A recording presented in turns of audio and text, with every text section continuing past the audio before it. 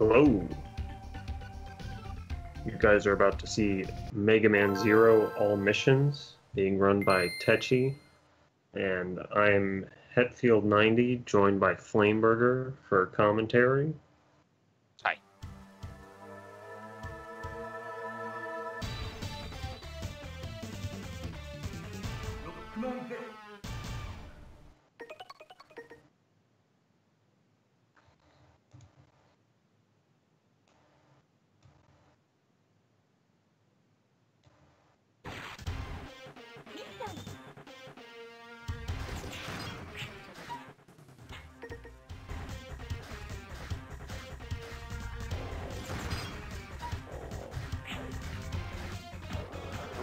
Here we go.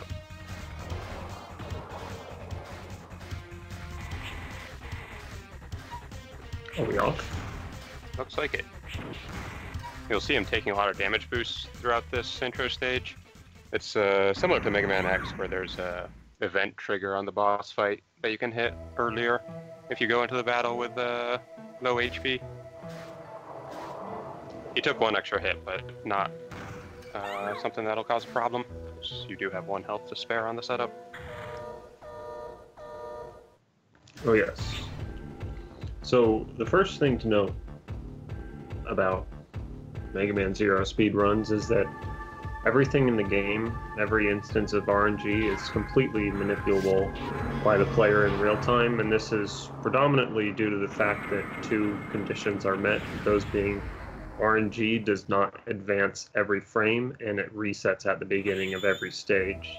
So basically, every time a random event occurs, RNG is pulled and it advances a certain number of increments, and you want to have a specific number of random events occur in between the start of the stage and the boss fight in order to manipulate the boss to do what you want to do, and that's done on almost every single stage. It's a pretty prominent part of the run.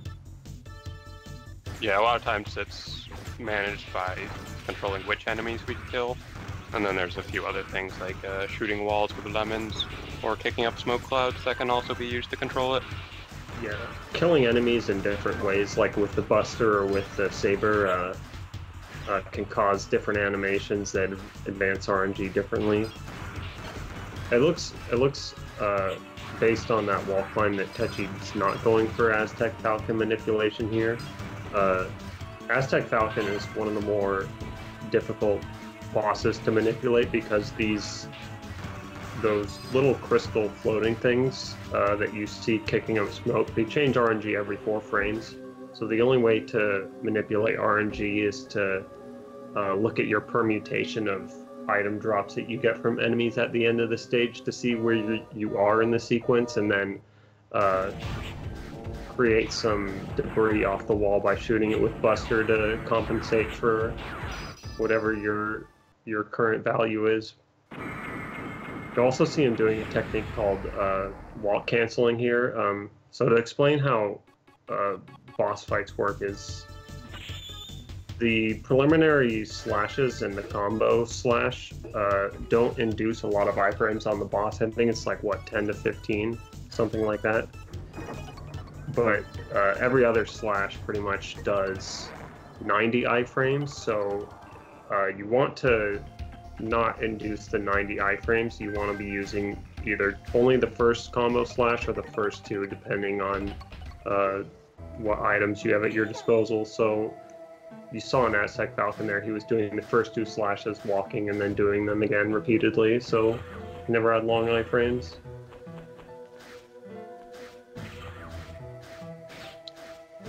Yeah, that's a pretty major setup for almost all of the boss fights.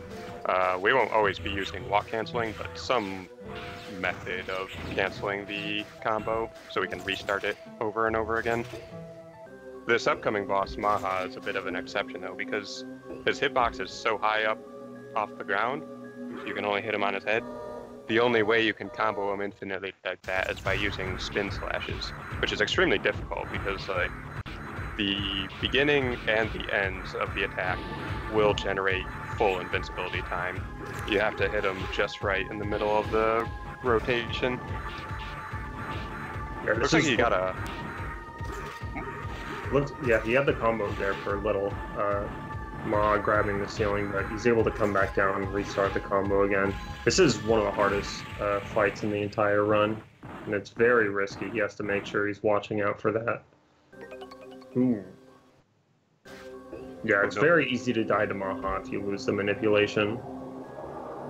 Yeah, he does like 5 damage per hit, so considering the damage boost you take on the way through the stage, you can normally only get hit once, or else you're donezo.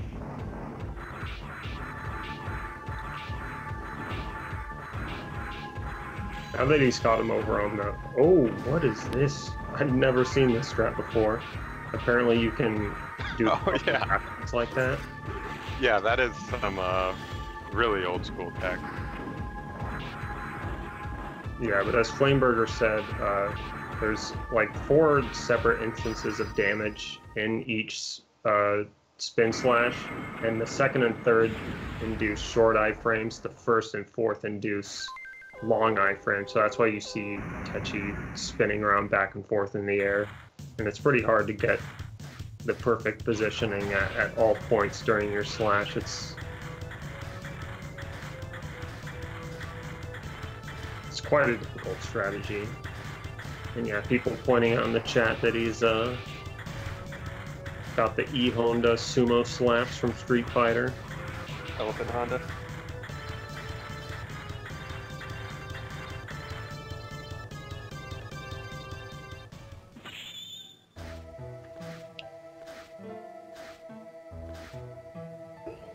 Alright, so 1 unintentional death there. Not a huge loss, especially considering, like we said, it's pretty much the hardest fight. Or it's up there at least. Yeah, one of, for sure. So the reason we did Maha's stage as the first after getting our choice of missions is because completing it begins the unlocking of the 2 optional weapons. He'll get the first of those now, which is the triple rod. The triple rod works a lot like the saber in that you can do initial hits of a combo without giving the boss full invincibility time, but it has the advantage of being able to attack enemies that are like up in the air, higher than you would be able to reach with a standing saber slash. So there are bosses where we can only combo them repeatedly with the triple rod, including this upcoming boss, Anubis, which is why he had to pick that up first.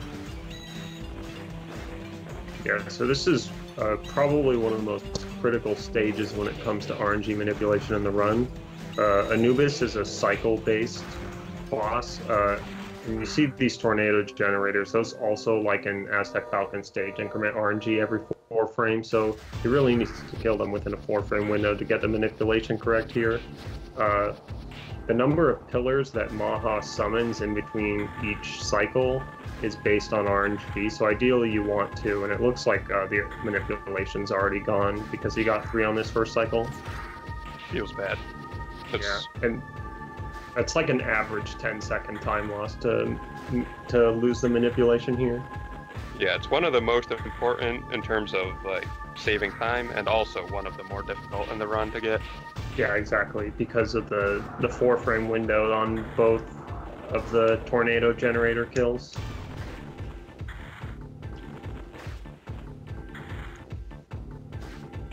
The good news is that unlike Maha, being off manipulation or otherwise thrown off isn't actually going to kill you. It's just going to waste a chunk of time.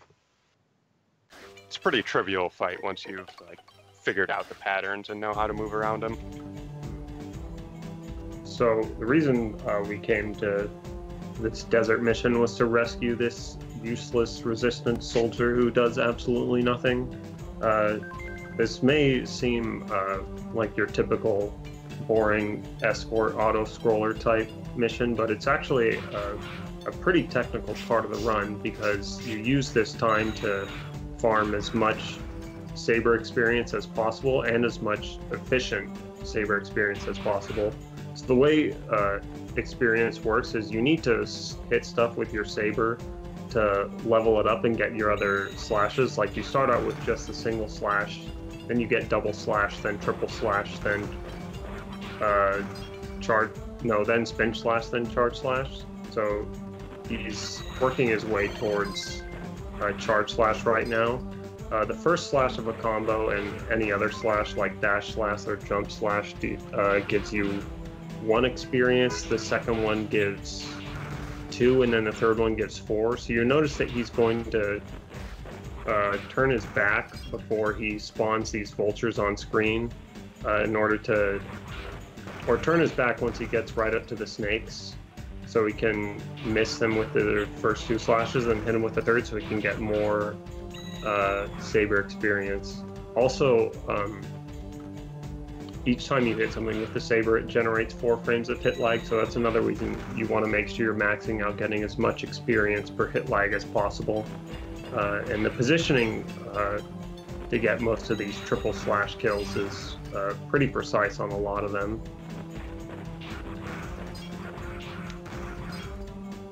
Yeah, it's not like it doesn't have a really dramatic effect on the route, but if you were to add up like all of the hit lag you would have to accumulate getting 1 EXP per slash throughout the run, if you weren't farming these sufficient triple slashes, it would actually add up to quite a number of seconds. Yeah, also especially because when those snakes shoot projectiles out of their mouths, you can get a double or a triple hit. And if you hit 2 or 3 things on the same frame, it'll generate 4 frames, but it'll give you as much experience as for the number of things that you hit. So if you get a triple hit, that's what, 12 XP per 4 frames, so really efficient farming. Yeah, it definitely adds up pretty quick. So now we got the shield boomerang, so we have all the weapons that we want to get from... What's that guy's name? Servo? Yeah, Servo. Yeah. So the shield boomerang's really cool. It lets you block shots, but also you can throw it like a boomerang, as is its namesake. And most importantly, it automatically cancels your combo if you're holding out. So the walk slashing that you saw Tchy do against Aztec Falcon is a actually extremely difficult strat to do completely optimally, like with optimal timing, but with the shield boomerang automatically canceling your slashes, it makes doing the optimal way of fighting bosses a lot easier than without it. So the TAS actually skips the shield boomerang entirely because it just doesn't need it to do the combo canceling, but for RTA, because of that and because of another boss fight later on, it's pretty much mandatory. Yeah, it's worth noting that using the shield canceling is not only easier than walk canceling, it's also faster. You can additionally cancel your combos by shooting buster shots, which would be just as fast as using the shield cancel, but that's like even more difficult on a much higher level, because if you mess it up at all, what ends up happening is you shoot the boss with the buster shot, deal 1 point of damage, and give them 1.5 seconds of invincibility time, and you just have to wait it out, and it sucks. I tried doing buster cancels on Aztec Falcon for like a day before I was like, okay, never mind. Yeah. So, it looked like Tchy got spotted by a guard. That actually does mess up the manipulation on stage, but luckily Blizzak has like 2 or 3 options that he can do at the start, so getting the ideal pattern, which you want him to jump straight at you, is actually a pretty high probability. So it might turn out that he gets a decent pattern anyway, or Blizzak can just chill over on the left and shoot ice spikes. Yeah, he can stay on the left infinitely or jump on you infinitely and kill you. Most of the time, he will be nice. So there you saw the shield boomerang canceling just shreds Blizzak in half in a matter of seconds.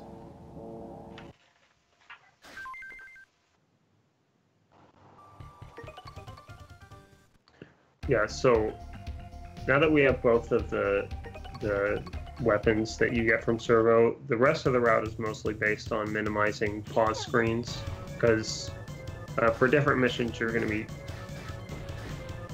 equipping and unequipping a lot of different weapons. The Buster, the the shield boomerang and the triple rod. Actually, I don't think you really use the Buster anymore, do you? We do, yeah, on the factory stages. Oh yeah, that's right. Yeah, all 4 weapons actually get a pretty decent showing in the run, which is nice.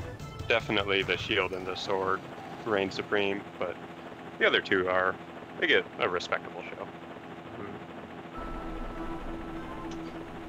So here's Fafnir, the first of the 3 Guardians, kind of a more elite type of boss than what we've seen so far. Looks like Tchy got the manipulation correct, getting 3 jumps in a row there. If you don't have the manipulation, that opens up the possibility for Fafnir to try and grab you and do a German suplex. Tchy actually got a 35 there. That's a pretty good time. That's like a solid IL time on that stage. But if he starts German suplexing you, he can just kill you pretty quick. So here we're going to see the other reason what we got the shield boomerang for, and that's to execute a damage glitch on this giant mechanoloid. You're going to see him throw the shield into the thing's hitboxes and then do a slash at the same time. You're going to see it lag the game a lot. What's that's doing is it's causing the sources of damage from the saber and the shield boomerang to alternate on every frame, so it's dealing, I think, what is it, 6 shield damage, then 4 saber damage, back and forth every frame, and it is by far the quickest way to kill this boss if you're not a TAS. Yeah, it's hard to tell, but one of those segments on that tank actually has like 100 and something HP. It takes forever to kill by traditional means. Yeah, whiffing the shield throw there is like another 10-second time loss if you whiff it at the very beginning, and it's a pretty precise throw, actually.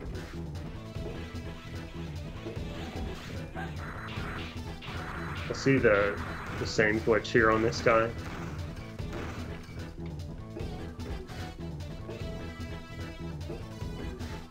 Got him.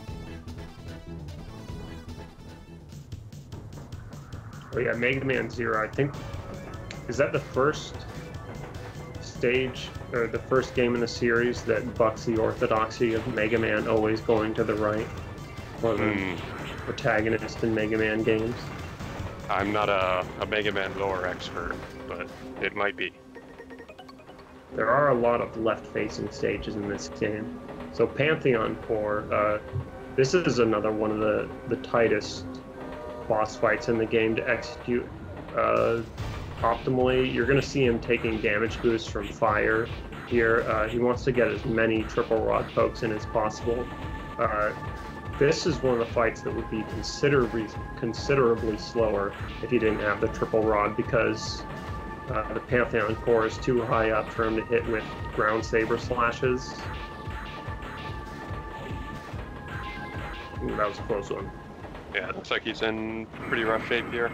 He plays it safe, it's possible to dodge everything pretty effectively.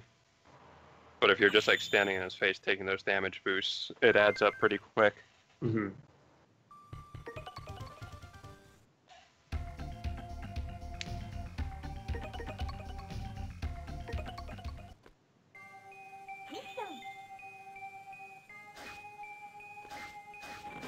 You think he's going to go for early sub-skip? Oh, I think he is. Will he become the pogo champ?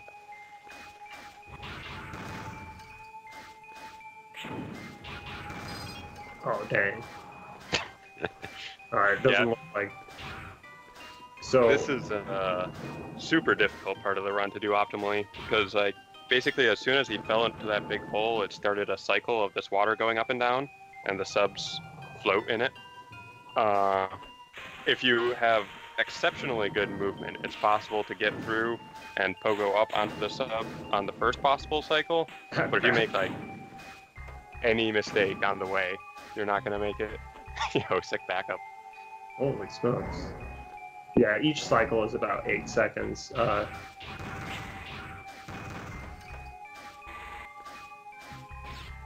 and it's very difficult to get the first cycle. But yeah, the triple rod, in addition to being really good at killing higher up bosses quickly, it can also be used to pogo off enemies, which allows you to do both that sub-skip there and some other skips later on in the run.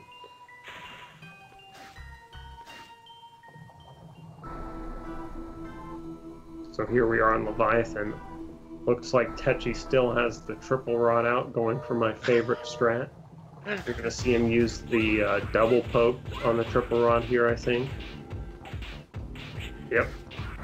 It's the rarely seen triple rod canceling, where you alternate between saber and triple rod combos. Very advanced technique. It's too powerful for me to use myself. Yeah, this was not invented until like pretty recently, actually. It doesn't actually save time on this fight, I don't think, but it does allow you to... Saves a little. A little time? Alright, I respect that. And it also allows you to do a small time-saving pogo in the next stage as well. Whereas if you had switched to the shield, obviously, it wouldn't be worth switching back for just like one pogo. Yeah, normally you would just swap to the shield for the Leviathan fight to do the saber cancels. Oh. Not the pogo champ. I appreciate the effort, though. That's a really cool pogo. Oh, what the...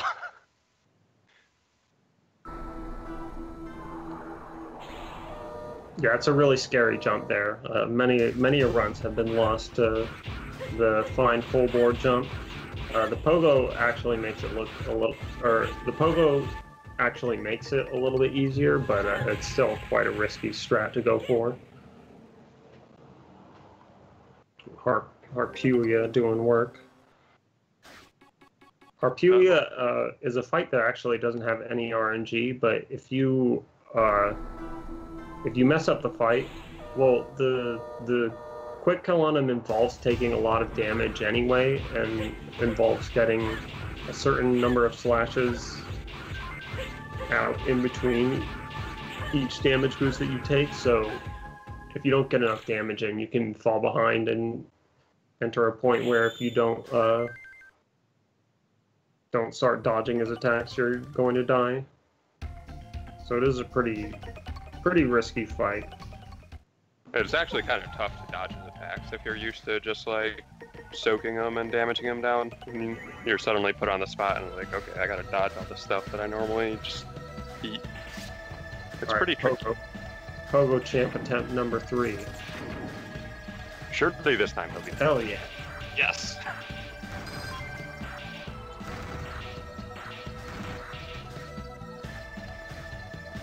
Yo, he's got the spins. Yeah, those are some pretty good Wiggletrons. Basically just like, you move the hitbox away from the thing you're hitting, and then you move it back and it'll hit it again. Pretty standard stuff, I think, for a lot of platformers. Obviously that doesn't work on bosses because they have invincibility frames. It's only good on like random regular enemies that happen to have a lot of HP. Mm-hmm. Here's the last boss that really requires the triple rod, just because, again, you can't reach him with the standing saber slashes. It would take forever to kill. If you get to with good combos, you can 2-cycle here. Yeah, really close there. Oh.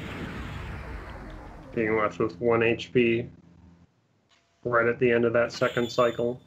In order to get the 2-cycle on that fight, you actually have to delay your pokes like just a little bit, but not too much, because of the way what's that guy's name? Snake. Gardorodic. Yeah, whatever. The way he bobs up and down, if you go too fast, you'll be poking when he's too high up and you won't get each of your double hits. So there you saw Tchy turn around and shoot the screen lock at the beginning of the stage. Since this boss fight with Phantom is right at the beginning of this stage, your only choice to manipulate him is by shooting the screen lock there. Yeah, the wall's not visible, but you can still hit it with a lemon and cycle the RNG. And conveniently, a single lemon shot on that invisible wall is like perfect for getting a great pattern on Phantom. If you don't do that manipulation and you just like go right into the fight, the pattern's awful. He does this attack where he just like disappears and wastes a billion time over and over. In the first try, Iceless type jump there has a pretty. You can go two routes there, top route or bottom route to get into the factory here. And going top route only saves a little bit of time, like maybe around a second. But you have to do one of those type of jumps. That's like the Iceless Heart jump in Mega Man X1. That's a really difficult jump to pull off. Ooh. Alright, we're so good. Oh, Jesus. Alright, I'm scared. Yeah, so he's got to disable these bombs by slashing them with a saber and then picking them up. Without falling into a pit. Yeah, this is one of the more notoriously difficult parts of the run. Once you get used to the patterns, it's not unreasonable, but it's like small mistake and then suddenly you're in a giant pit. Yeah, nobody ever gets to the point where they're like comfortable on Defend Factory, that like knowing that they're not gonna die in a run ever. It's, yeah. That stage gets everyone. So now we're moving into the end game. End game. So apparently Neo Arcadia just attacked the resistance base or something. So now we gotta go say hi to Servo again, because can't let him die because he has plot armor. He needs to be in the sequels.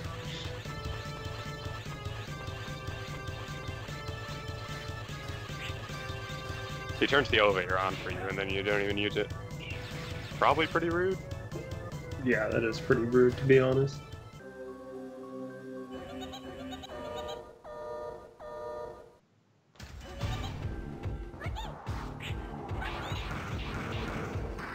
So it looks like looks like the manipulation didn't work, but once he gets out of this,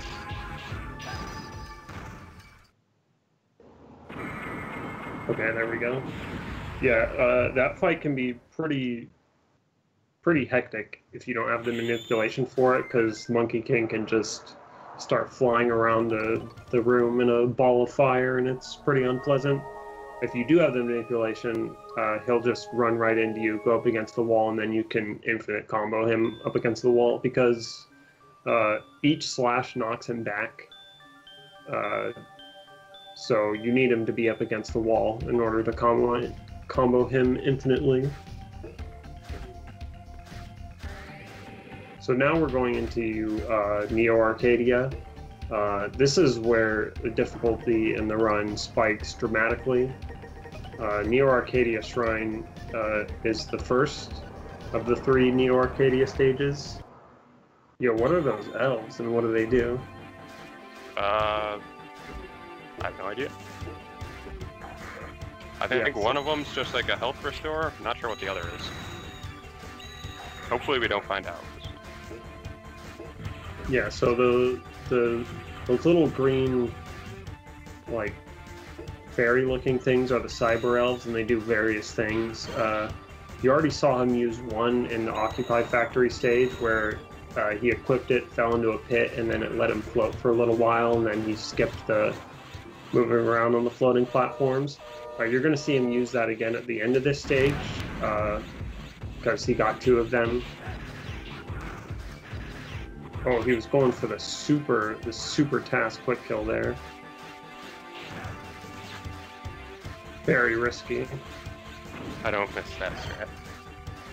Yeah, that's a pretty terrible strat. That's not a strat that you go for if you have any chance of being able to maintain manipulation, because the cyber elf that drops from the second Pantheon ace that you kill, you don't really know which one is going to drop it when you're wiggletroning back and forth that fast, and you need to pick it up within a certain number of frames, otherwise the particles that the cyber elf generates will advance RNG to a different value, and then it's all over. Yeah, this is one of the tougher stages to get RNG manipulation all the way through to the end. Yeah, it's so long, and there's a lot of stuff that can affect it in the stage, including that. Yeah, it looks like those other two elves he equipped were two health elves. Oh, okay. I actually know nothing about this game other than like the any percent like strats that you learn from the tutorial. I don't know any backup strats.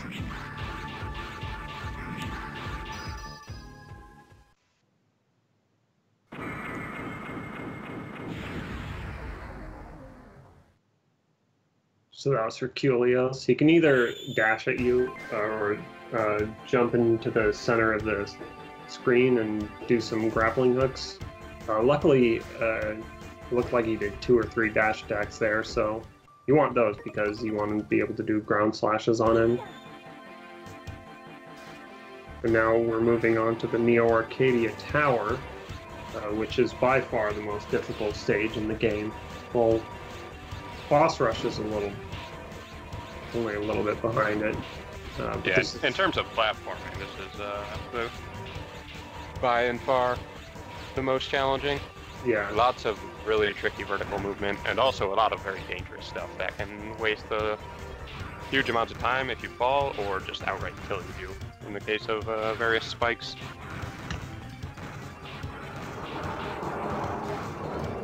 He's going to be going for those same sort of iceless jumps here to climb up. Looks like he did pretty good. Had to wait and let the bullets go over his head, which is kind of a safe strat, but it paid off. He got up without too much trouble. Nice damage boost to climb up the spikes there. That's obviously pretty risky to set up. If you mess something up, you're just climbing on spikes with no iframes.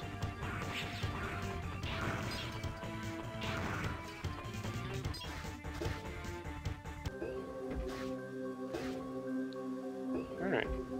I messed up a bit on the lightning blocks, but overall, a really respectable tower climb. Yeah, it's a very, very easy climb to die in because there's spikes everywhere, and this boss fight is also very easy to die in. Yeah, he doesn't have a lot of HP going into this, and without RNG manipulation, you can take a lot of hits here. His hitbox is kind of weird. At certain heights, you can only hit him with the second slash and not the first. Ooh. Trying to thread the needle through those little blobs. Holy smokes, he almost made it too. That was really cool. Until he died. Yeah, after Maha, I'd say this is another one of the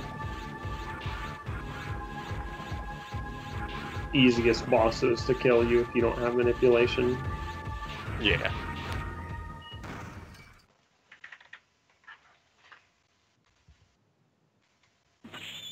Looks like he's killing it on the second try, though. Jeez.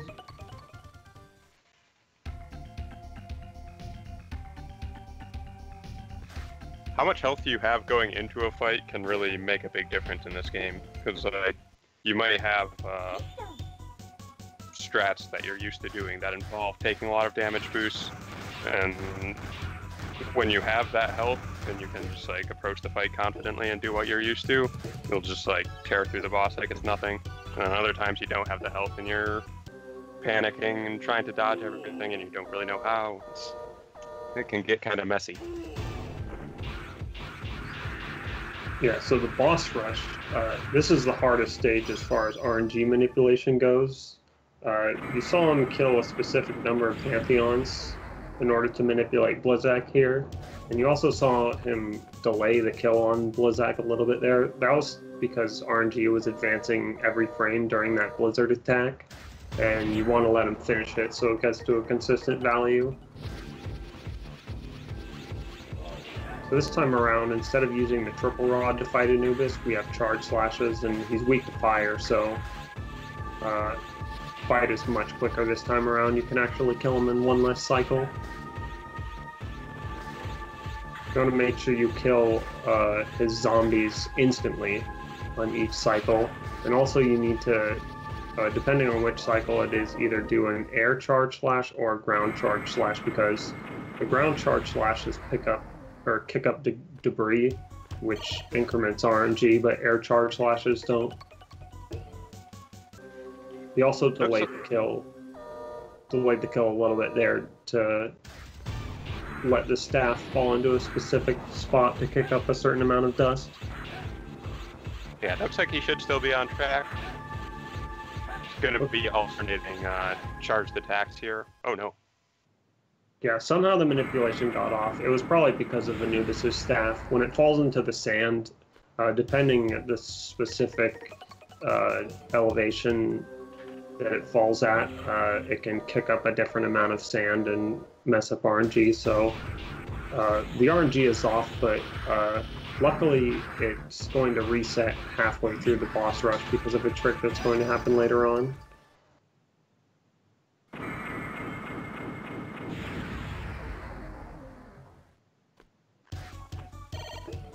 It's a pretty decent pattern from Herculeos without manipulation. I like how he was throwing in those spin slashes while he was up in the air. Okay. High level backups.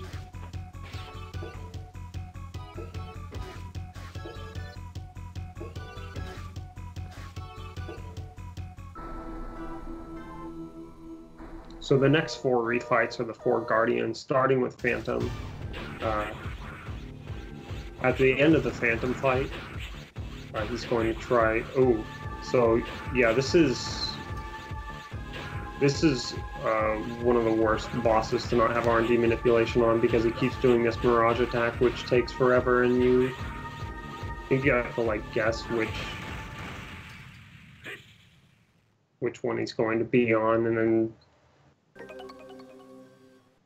once you slash it, a Pantheon appears, and then the explosion sprite shoots out in a random direction, and Phantom is down-stabbing you from above, and sometimes it's just impossible to not take damage. Yeah, if he's doing that attack over and over, he's probably going to whittle down your HP gradually, unless you're particularly lucky. Got some kind of expert strats. I actually don't know exactly what the strat you're supposed to do is when he starts miraging like this, because I usually just die. The safe strat is to attack the right one only over and over again, and that'll deal damage to him and not trigger the counter. The fast strat is to deliberately trigger the counter and then try and not get hit by it to just get him out of the attack right away. Either way, you're in a pretty rough shape most of the time. That death after he finished the fight and died to the suicide was intentional, because it actually resets the RNG to 0 when he dies and restarts. And it only costs like a couple seconds, because he would have to be standing there watching Phantom suicide attack anyways. So it's definitely worth it to get back on track for the RNG. Yeah, that's the optimal strat for all RTAs. To take that death there, because during Phantom's death animation, he's wiggling back and forth while he's trying to explode every single frame, and it's incrementing RNG every frame, and since you're mashing text during it, RNG is going to get off, so that's where you kill yourself. So you saw Tchy delay the start of the Leviathan fight here. That was to wait for her to get to a specific elevation so that she would start the fight down low instead of up high, which saves a ton of time because you skip out on some other cycles by being able to kill her quickly with the ground slashes. I hope he's doing okay on lives. He has taken, I think, 3 unintentional deaths and the intentional one. I didn't catch if he was picking up the extra lives throughout the run. Since it's a marathon, I assume he was, and he's fine. Yeah, I know he picked up the 2 in the computer hacking room. Alright, yeah, he should have at least some to spare then, even if he takes a death on X. Yeah, and I think he might still have manipulation. Similarly to the Monkey King fight, you want X gets knocked back every time you hit him, so you want him to supernova, or what's that move called? Nova strike into the wall, so you can continually knock him back and infinite combo him. And to keep the chain combo, if you hit him too many times while he's in the air, it's like 5 or 6 times, so he'll get mad and become invincible for a short time and do some other move. But if you let him touch the ground and then hit him on that exact frame, you can infinite combo him anyway. And so to kill him optimally is actually a double frame perfect fight to get the infinite on him. Didn't look like he got it, but he did still have a pretty nice fight. X cooperated with going to the wall. Sometimes you can stand us in the room, and it's really unfortunate. Yeah, so Seraph Omega X can either do the French fry attack or the laser beam attack, and he's getting only French fries, which is, I don't know which one's better or worse. And that's time. 41. Not bad. Yeah, not. No, he got the warp. Oh, nice. Yeah, not bad for a marathon run. All things considered, this is an extremely difficult game to speed run, and especially really punishing. So in a marathon setting, it's a pretty difficult one to run.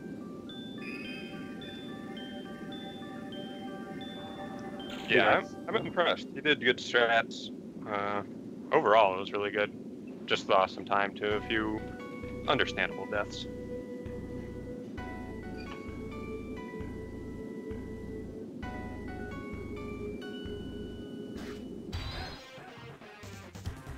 And now Zero's going to wander the desert for an entire year until he collapses next to a bunch of pantheons. He just said he didn't spend enough time in that desert during the run. And then there were like 4 stages there. Yeah. Yeah, speed run the credits.